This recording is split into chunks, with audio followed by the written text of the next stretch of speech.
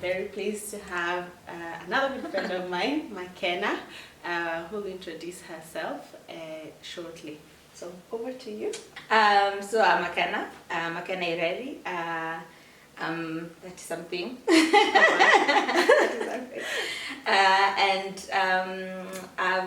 I'm a senior associate at CLASP. CLASP is a small NGO that's concerned with energy efficiency. Okay. And energy efficiency as it applies to enabling people to get access to energy. And so then I've been doing that for a little while, but really Kenyan born and bred, Kenyan educated until high school. And then in university, I went over to Manchester. Sort of a coincidental but slightly intentional thing. Yeah. I knew that the United Kingdom was where I wanted to do my degree, English speaking, very close kind of educational ties with Kenya, but then also it's expensive. So at the same time, my mother got a PhD, a PhD scholarship to Manchester. And so that kind of changed the balance in terms of costs. And so I unfortunately left the position at Nairobi University where I'd been called and went to Manchester University. Okay. And spent 5 years there doing engineering, civil engineering. Oh wow, that's great. Yeah. So you studied civil engineering. How then do you end up in class for the NGO? What's the journey like? What was your first job, etc.? Yeah, so I mean, civil engineering is great because of that kind of breadth you get. So it's not only about, like most people think, the guy standing on the road, like measuring roads and stuff. You know, you learn about energy, water, geotechnics, all stuff about the ground, earthquakes, so there's a lot. So actually at the end of those 5 years when I had my MEng, I was slightly confused about which branch to take because several of them I enjoyed, some I didn't. The ones I didn't enjoy seemed to have the most jobs, so quite confusing. But what I knew that I wanted was to join a good company. Okay. Now, there's kind of a running list of top 5-ish engineering consultancies in the UK, and I wanted to at least get into one of those because either way, then in there maybe I could explore the breadth and get to know what I wanted to do really. Yeah. I applied to several, didn't get to any of them. Then I had the last 2 remaining. And for the last 2, I don't know what changed, but I was so afraid to apply to them because I was like, if this doesn't work out, what's going to happen? What's going to have to go back home and then, you know, start, I don't know, figuring out how to make this career work in Kenya where I don't have the Kenyan educational background because civil engineering is that specific. Yeah. But the last 2, I got shortlisted for one and then I also got accepted into one, and when I got accepted to Atkins, I didn't even bother going to the other interview. Yeah, by the way, it's one of those. I took it and ran. I'm good. I took it and ran. So they took me in the energy department, and actually it didn't take me long to know that actually energy was it. Yeah. Okay. They did offer, like, you know, you could go do secondments in water or other things, but I was never really interested. It grabbed me and I went with it. Wow, the rest is history. Yeah, the rest is history. Okay, how long were you there? So I spent about 4 years at Atkins. 4 very long years. The first 2 years you're just learning, right? You're a new graduate, you're trying to practice the stuff that you've kind of learned. And then as it got to the 3rd year, it started feeling a little bit routine. It started to feel like I'm doing the same things over and over again, and there's no much breadth. Right? Or growth? Yeah, there's no growth, there's no interest, there's nothing I'm doing that's new under the sun or I'm discovering anything, right? Yeah. And so I started thinking, but what can I do? So my first instinct was to start picking up work that wasn't directly related to my job. Okay. So things like outreach, so going to speak to students about engineering. I started doing that a lot. Atkins had a program. I volunteered for secondments to other companies, which is kind of how we got to know each other. Great. Yes. So trying to, as much as possible, bring other elements to my job that weren't directly related to kind of concrete and steel. Yeah. But were exciting. I also got involved in diversity, like trying to champion diversity in engineering in the UK, which is dire. It's dire. Is it women or women, women, minorities, Oh, yeah, all yeah. very, for example, in my company we were 0.2% ethnic minority. I mean, It's shocking. yeah, it's not Yeah. even representative of the country. Yeah. So trying to like work with like senior management to understand what could attract more people of ethnic minorities, more women Yeah. into the sector. So kind of pulling all these things to make my job interesting. And the one thing that I kept going back to was Engineers Without Borders. Okay. So this is something that I started doing in high school. Manchester, I was part of the team that... High school or in? Sorry, university, that's right. I was like, Kenya? Yeah, Not but- in high school.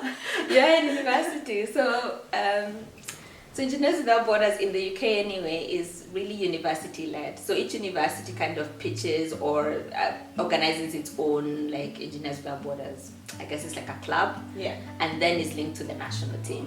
And you do all sorts of activities, but mainly around, again, the outreach to young kids, get them interested in science, get them understanding science, right? But also it goes further than that to not just your community, but internationally. Okay. So you can volunteer your services to in other countries that have, for example, NGOs who need technical assistance, Yeah.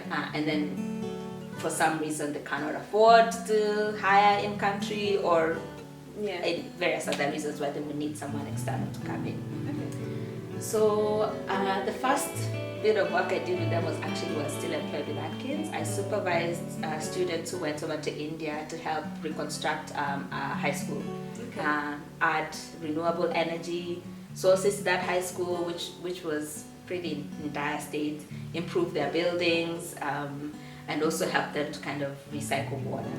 Okay. So we supervised that, a group of us at Atkins, and I enjoyed it so much that the next thing I was like, oh, now I want to be the one who's like doing those things. Yes. Yeah. Yes. I don't want to be like just watching from the background here in the Yeah. office, Like, you know? okay, Yeah, good go job. do this, it's been great. No. So, and then just kind of thinking through that and thinking to myself, why did I become an engineer? I'm like, why did I pick this career, right? Yeah.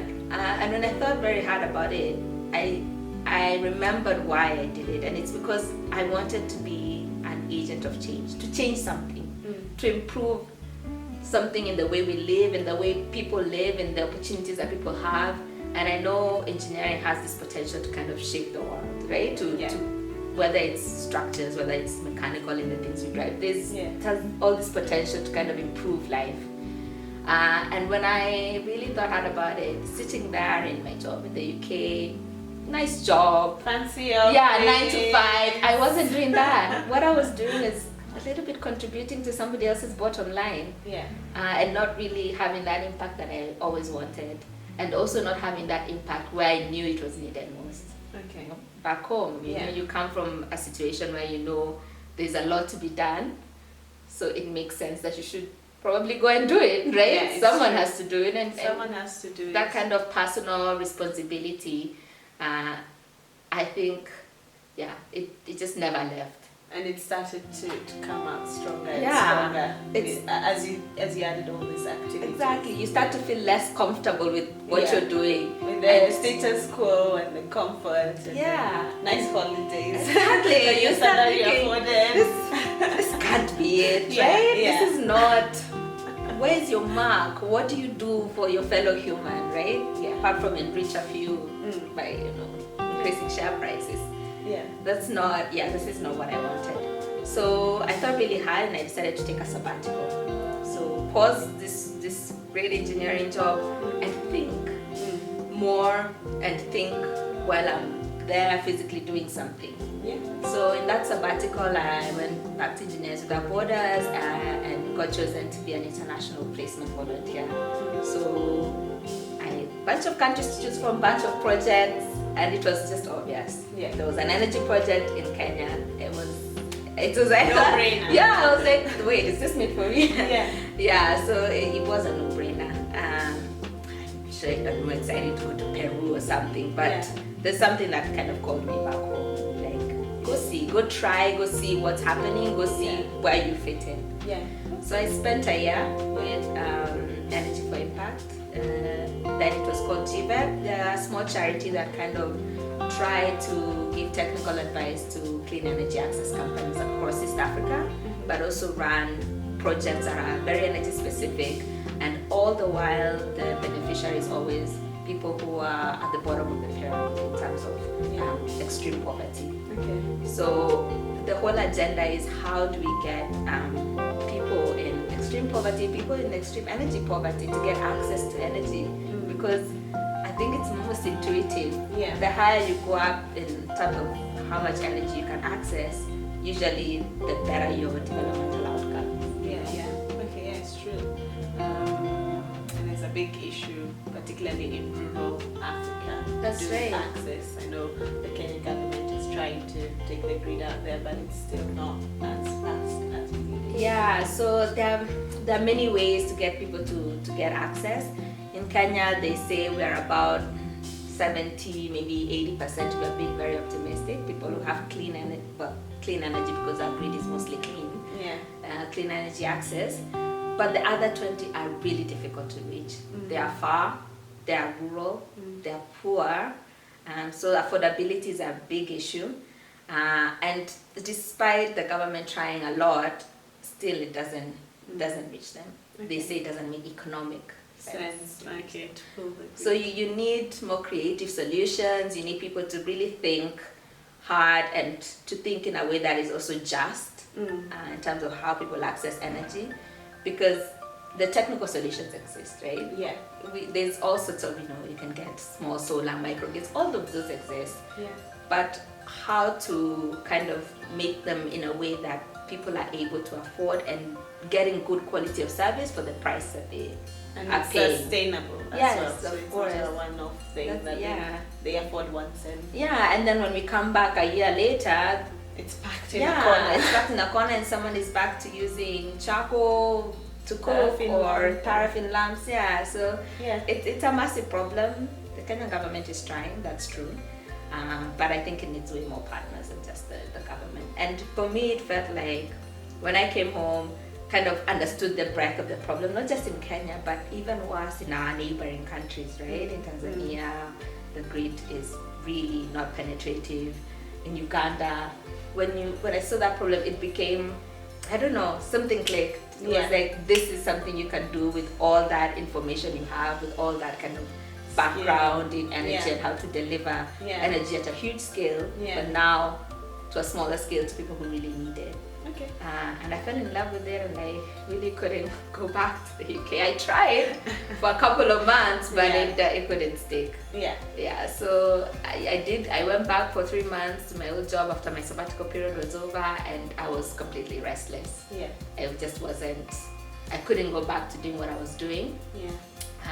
And so at the same time, the head office for Energy for Impact in London kind of were looking for someone to program manage a really interesting, innovative program about how prizes can be used to deliver this kind of outcomes that we're talking about. Okay. How competitions can be used for that. And I quit Atkins and went to do that. You moved to GMF in London. What was the challenge like? So what did you end up doing? So here I am in London. The beautiful experience I had was in that 1 year in Kenya. But how do I transition myself from this head office in London to actually working on the ground, which is kind of, that's the thing that captured me and kind of made me want to stick with this issue of energy access. So I'm working for a small NGO. That's always a challenge. 10 of us in an office. Okay. Moving from a company that had thousands. I mean, Atkins was the biggest engineering firm in the UK. And that is a challenge. That is a challenge to have that much more responsibility to your work, direct accountability to the donor and to the people who you're implementing these programs with and for, right? Because you are the only one in between there. There's the donor, then you're the project manager, then there's the people benefiting from your project. And that kind of direct accountability was crazy. Yeah. Few sleepless nights, like, oh no. What did I get myself into? Yeah, like, oh no. People actually depend on me to think things up, to imagine concepts, to imagine competitions, to do my research, to find what makes sense. And if I recommend it, to back it up to kind of guys who are seeing A donor sees loads of projects come in front of their What should faces. they pick Yeah, first? why go with what I think? Yeah. So my focus was on refrigeration and off-grid refrigeration, and what that can do for agricultural losses. So losses we have after harvest, food security, and even just quality of life. I mean, people want to feel that they have things that are giving them a higher quality of life, saving them time, saving them all sorts of things. So this was my theory, and I wanted to run a competition that is kind of focusing on this. But the feeling at the time was that maybe this is not such a big issue. Maybe at the domestic side, maybe we can talk about that, and there was a competition on that. But I wanted to do industrial scale. I wanted to do big systems, because I thought that particularly for the food stuff, exactly, this is what's gonna make sense. Yeah. So I had to defend that concept. I wrote a concept in my research. I defended that concept sitting there like in one of the buildings on Whitehall, kind of telling people this is what we need to do, when my whole background was never in refrigeration, like kind of having to believe in yourself that you actually know what you're talking based on your research and based also on your context. You know the country, you know the places you've come from, you know the issues, right? And we kind of also have to believe that about ourselves, that we know what we're talking about and what we need. And it's okay for us to champion them quite loudly if we have to, right? Yes. Otherwise the solution doesn't come. Okay, or we brought products that really don't convert into value. And then we're wasting time. Like, technology and development is moving at such a fast pace. We don't need to be doing things that we already in our heads feel this probably won't work. There's no time for that. So they agreed to it, and we ran it. It's still running now, even though I've moved companies. But actually how I got to move companies, that I contracted the company I work for now to run that work. Oh, wow. And then slowly kind of understood that actually the way they do things and what they do makes more sense to me. Okay. Which is why I transitioned to this company I work for now. Okay. But yeah, those are the main challenges, and also trying to craft my way back into the country. Okay. So I would take every opportunity, right? Yeah. This thing, we need to find out XYZ, do some research on the ground. I'm the first one. I'm like, I want to. I want to go there. I want to form those connections. I mean, I spent so much time in Uganda, kind of trying to understand the Ugandan space, because some of the work was being done there, and already I understood Kenya concept. So I'm like, let's find out what's happening elsewhere. And so every opportunity I got to come home, I did, and slowly. I think it started being seen that it actually makes sense for me to be here. Added by me making the case, honestly. I'm like, the project manager needs to be on the ground. If it makes sense, and you know that it makes sense, you make the case and you put it forward, right? And people are willing to be convinced. If you have a good argument. So more and more I was coming back home, and eventually I was here for like a 6-month stretch. And at that point I started thinking, come on, 6 months, could be a year, could be forever.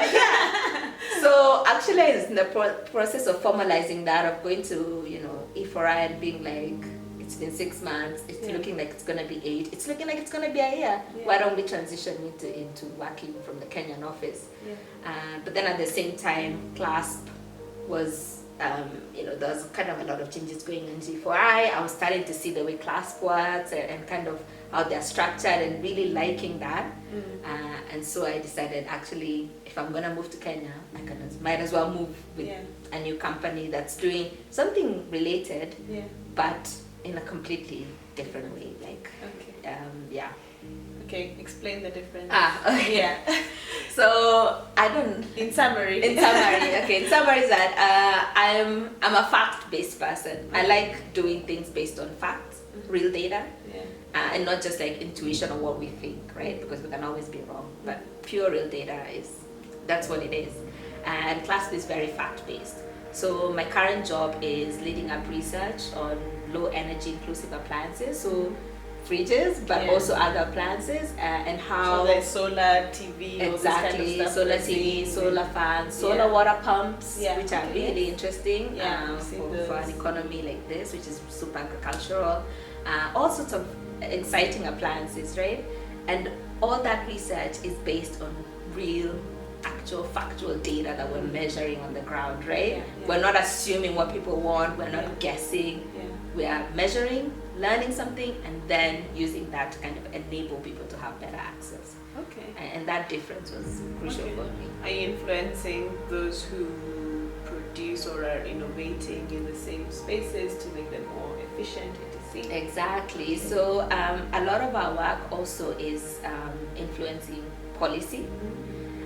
So especially policy on energy efficiency, because we have this whole branch that is about off-grid work and about getting people to access energy, but we also have a whole branch of work that is about people who have energy, like you and me, who are not conscious of how we're using it, right? Okay, yes. So, for example, did you know your fridge now has to come with an energy efficient label as of a little bit this year? No, last year. So that all fridges in Kenya now have to have this kind of energy efficient label that tells you how your fridge is performing, how much power it's drawing. And that's important for you, for your bills, obviously, but also just for energy conservation. And the environment. Exactly. So there are all these other benefits, and we kind of influence government and policy towards that, advise on how to do the standards, the labeling, and we're currently doing that for air conditioning units. Other things that are kind of more mainstream appliances, but my work is more focused on this kind of emerging off-grid space. Wow, thank you so much for running through that. It's been an interesting journey, and I'm just wondering what's next. It's been great so far. What next? I mean, I am those people who have so many things bubbling in their head, but the time to do them. But really what I want to do next in terms of my career is that now that I've gotten into this space that is about facts, data, research, I want to push that more. I think there are a lot of decisions made at all sorts of levels that are not based on actual facts and data and impartial data, right?